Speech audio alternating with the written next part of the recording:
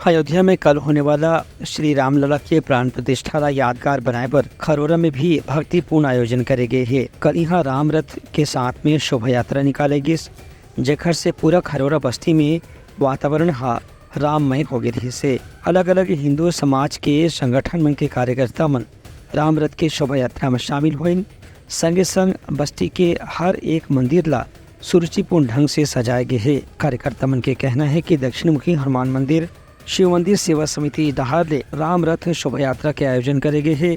एक संगे संग बस्ती के हर मंदिर में सजावट के भी कार्यक्रम बेहिया से ही करे जाते। कल जैसे ही प्राण प्रतिष्ठा के आयोजन हो ही ओला सीधा प्रसारण करे बर सार्वजनिक स्थान में टीवी के भी व्यवस्था करे गए है, जेकर से भक्त मन रामलला के प्राण प्रतिष्ठा के आयोजन ला अपने ही घर में बैठ के या मंदिर में बैठ के देख सकें, ओकर आनंद अनुभव कर सकें। एक संगे संग शाम के दिवाली जैसे कार्यक्रम भी आयोजित करे जाही। हर घर और मंदिर में 5-5 दीप जलाए के संग ही भगवा ध्वज फहराए के भी कार्यक्रम रखे गए हैं। ब्यूरो रिपोर्ट, उटलंका न्यूज़।